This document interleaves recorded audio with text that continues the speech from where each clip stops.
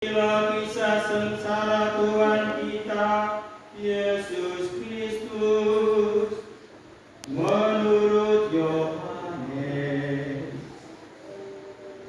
Seusai perjamuan Paskah, keluarlah Yesus dari ruang perjamuan bersama dengan murid-muridnya. Dan mereka pergi ke seberang sungai Kidron. Di situ ada suatu taman. Yesus masuk ke taman itu bersama dengan murid-muridnya. Yudas yang mengkhianati Yesus tahu juga tempat itu, karena Yesus sering berkumpul di situ dengan murid-muridnya. Maka datanglah juga Yudas ke situ bersama sepasukan prajurit dan penjaga-penjaga bait Allah yang disuruh oleh imam-imam kepala dan orang-orang Farisi. Mereka datang lengkap dengan lentera, suluh dan senjata. Yesus tahu akan semua yang akan menimpa dirinya, maka ia maju ke depan dan berkata kepada mereka, "Siapakah yang kamu cari?" Jawab mereka, Yesus dari Nazaret. kata Yesus kepada mereka, "Akulah Dia." Yudas yang mengkhianati Yesus berdiri juga di situ bersama-sama mereka. Ketika Yesus berkata kepada mereka, "Akulah Dia," mundurlah mereka dan jatuh ke tanah. Maka Yesus berkatanya pula, "Siapakah yang kamu cari?"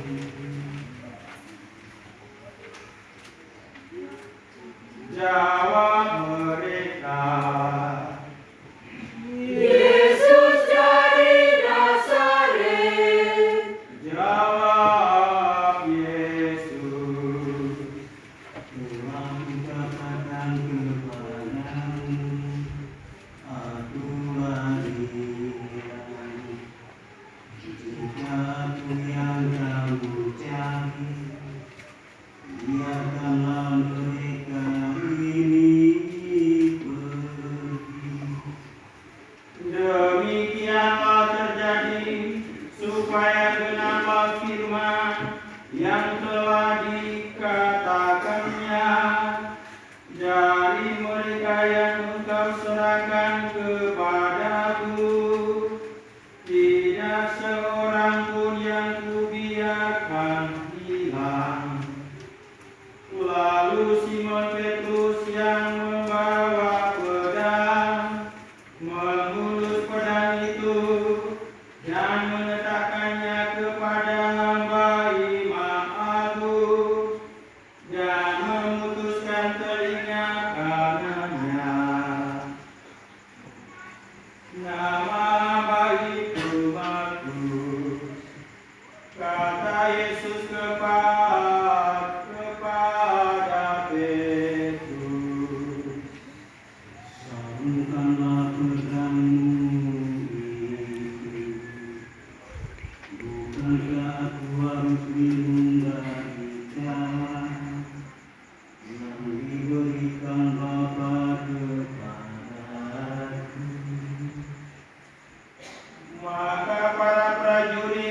serta perwilanya dan penjaga-penjaga yang disuruh orang Yahudi itu menangkap Yesus dan membelenggu Dia. Lalu mereka membawa Yesus mula-mula kepada Hanas, karena Hanas adalah mertua Kayafas, yang pada tahun itu menjadi imam agung. Dan Kayafaslah yang telah menasihatkan kepada orang-orang Yahudi adalah lebih berguna jika satu orang mati untuk seluruh bangsa. Simon Petrus dan seorang murid lainnya mengikuti Yesus. Murid itu mengenal imam agung dan ia masuk ke halaman istana imam agung itu. Tetapi Petrus tinggal di luar dekat pintu.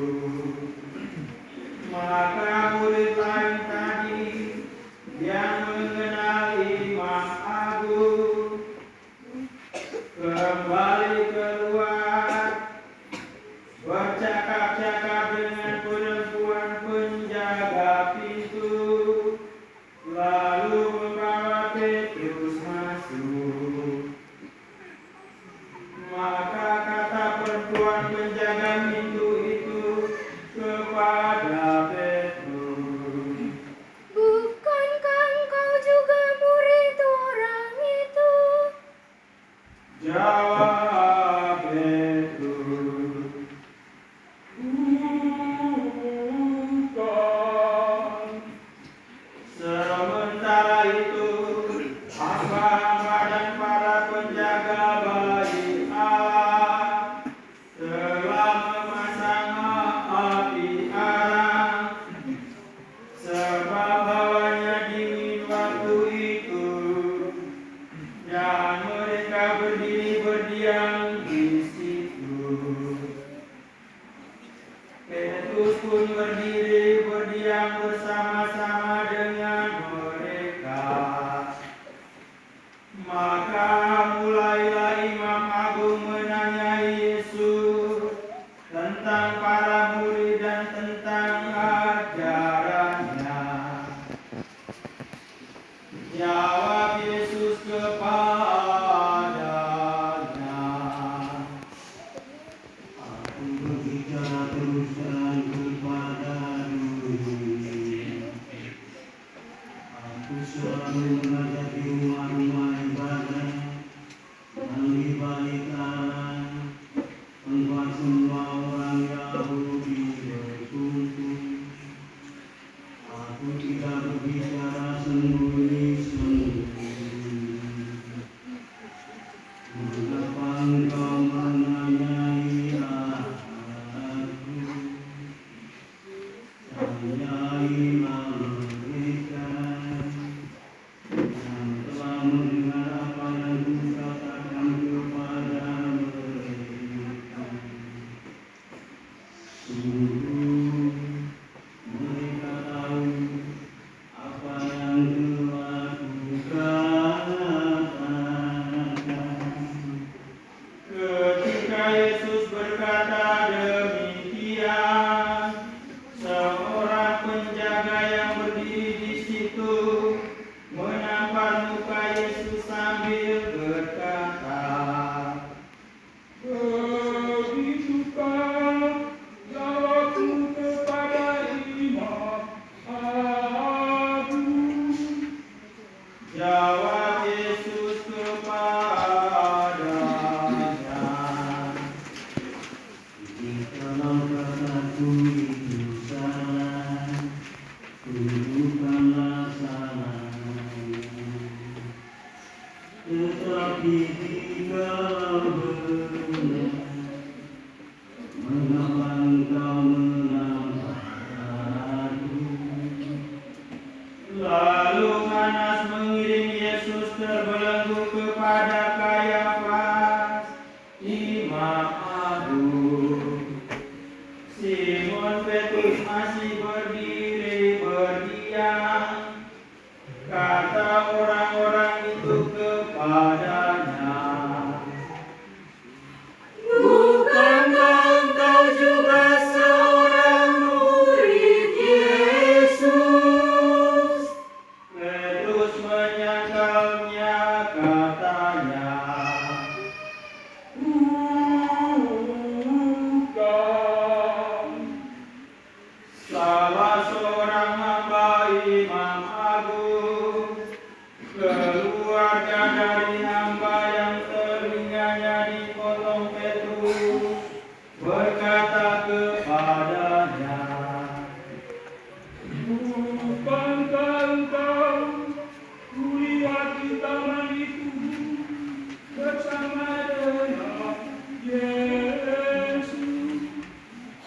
Maka Petrus menyangkal lagi, dan ketika itu berkokoklah ayam. Keesokan harinya mereka membawa Yesus dari istana Kayafas ke gedung pengadilan. Ketika itu hari masih pagi, mereka sendiri tidak masuk ke gedung pengadilan itu, supaya jangan menajiskan diri, sebab mereka hendak makan Paskah. Sebab itu Pilatus keluar mendapatkan mereka dan berkata, apakah tuduhanmu terhadap orang ini? Jawab mereka kepadanya, Jika ia bukan penjahat, kami tidak menyerahkannya kepadamu.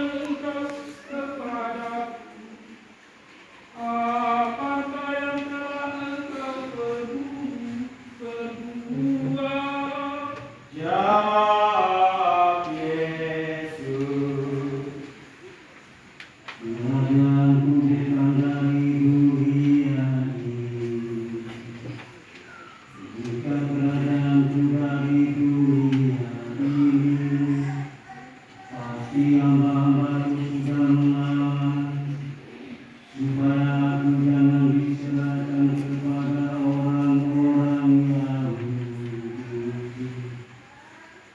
Akan tetapi kerajaanku bukan dari sini. Maka kata Pilatus kepadanya, Jadi engkau adalah raja. jawab Yesus, Seperti yang kau katakan, aku adalah raja. Untuk itu aku lahir, dan untuk itu aku datang ke dunia ini, yakni untuk memberi kesaksian tentang kebenaran. Setiap orang yang berasal dari kebenaran mendengarkan suara. kata Pilatus kepadanya, Apakah kebenaran itu? sesudah mengatakan demikian, Pilatus keluar lagi mendapatkan orang-orang Yahudi dan berkata kepada mereka, Aku tidak mendapati kesalahan apapun padanya. Tetapi padamu ada kebiasaan bahwa pada hari raya Paskah aku membebaskan seorang bagimu. Maukah kamu supaya aku membebaskan raja orang Yahudi ini bagimu? mereka pun berteriak, Jangan dia, melainkan Barabas. Barabas adalah seorang penyambut. Lalu Pilatus mengambil Yesus dan menyuruh orang menyesah dia. Prajurit-prajurit mengenyam sebuah mahkota duri dan menaruhnya di atas kepala Yesus. Mereka mengenakan jubah ungu padanya, dan sambil maju ke depan mereka berkata, Salam, hai raja orang Yahudi. lalu mereka menampar wajah Yesus. Pilatus keluar lagi dan berkata kepada orang-orang Yahudi, Lihatlah, aku membawa dia keluar kepada kamu, supaya kamu tahu bahwa aku tidak mendapati kesalahan apapun padanya. lalu Yesus keluar bermahkota duri dan berjubah ungu. Maka kata Pilatus kepada mereka, Lihatlah manusia ini.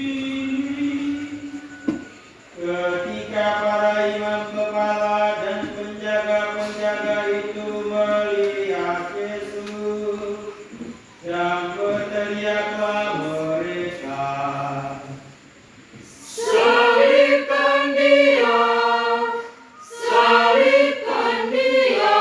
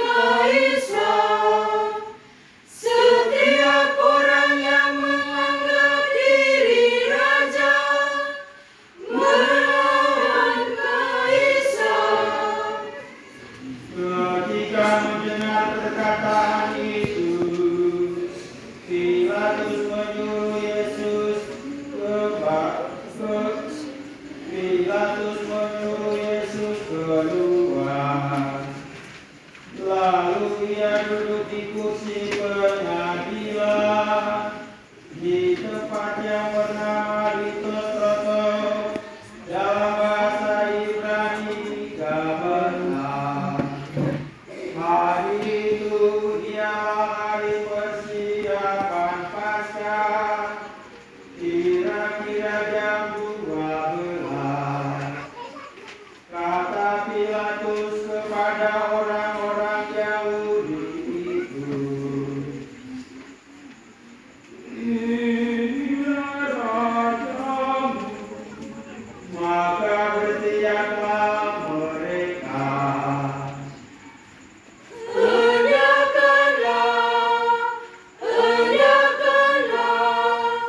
salibkan Dia.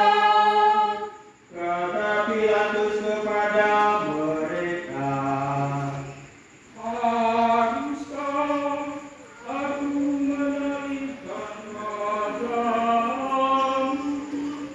jawab imam kepala, Kami tidak mempunyai raja selain Kaisar.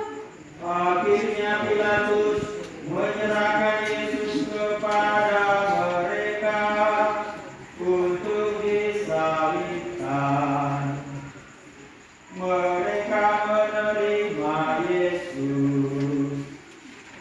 Sambil memikul salibnya, Yesus dibawa keluar kota ke tempat yang bernama Tempora, dalam bahasa Ibrani Golgota.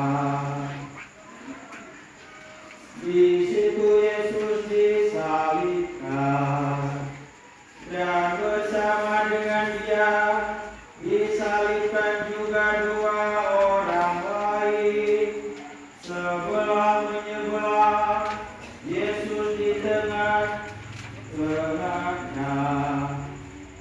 Pilatus menyuruh memasang juga tulisan di atas kayu itu, bunyinya, Yesus orang Nazaret, Raja orang Yahudi. Banyak orang Yahudi membaca tulisan itu, sebab tempat Yesus disalibkan itu letaknya dekat kota, dan kata-kata itu tertulis dalam bahasa Ibrani, Latin, dan Yunani. Maka kata imam-imam kepala kepada Pilatus,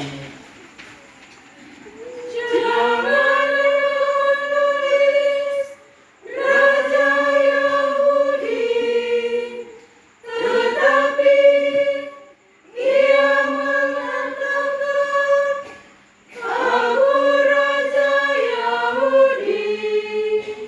jawab Pilatus, Apa yang kutulis tetap tertulis. setelah prajurit-prajurit menyalibkan Yesus, mereka mengambil pakaian Yesus, lalu membaginya menjadi 4 bagian, masing-masing prajurit 1 bagian. Jubah Yesus pun mereka ambil, tetapi jubah itu tidak berjadi. Dari atas ke bawah merupakan satu temuan utuh. Karena itu mereka berkata seorang kepada yang lain, Janganlah kita membagi jubah ini menjadi beberapa potong, tetapi baiklah kita membuang undi untuk menentukan siapa yang akan mendapatnya. demikianlah terjadi, supaya genaplah yang ada tertulis dalam kitab suci.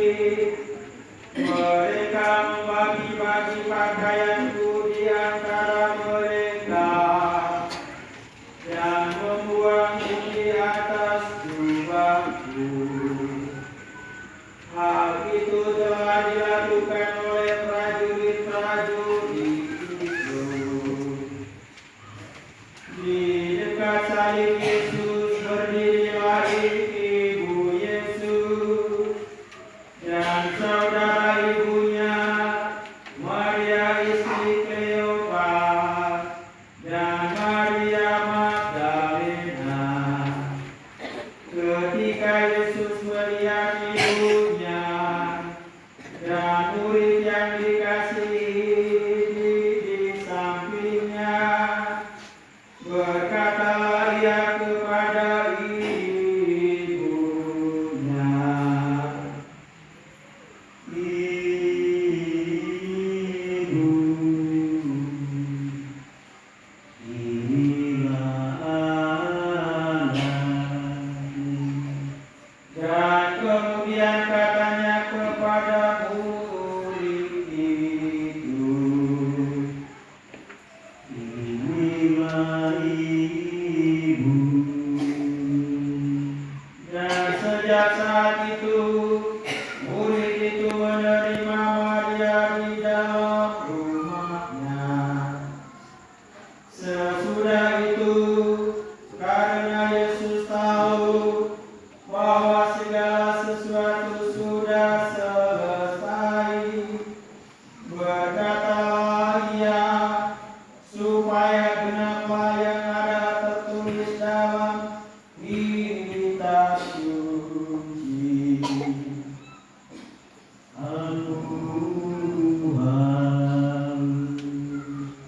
Di situ ada suatu buli-buli penuh anggur asam. Maka mereka mencucukkan bunga karang pada sebatang hisop, mencelupkannya dalam anggur asam itu, lalu menunjukkannya ke mulut Yesus. Sesudah meminum anggur asam itu, berkatalah Yesus, "Sudah selesai." Lalu Yesus menundukkan kepala dan menyerahkan nyawanya.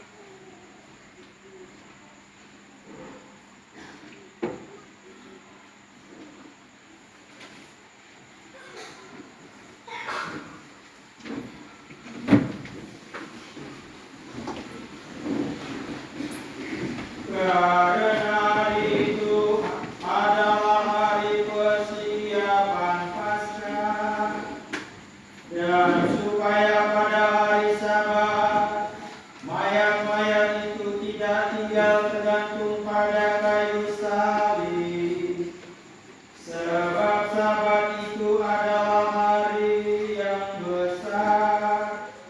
Maka datanglah orang-orang Yahudi kepada Pilatus dan meminta kepadanya supaya kaki orang-orang itu dipatahkan dan mayat-mayatnya diturunkan.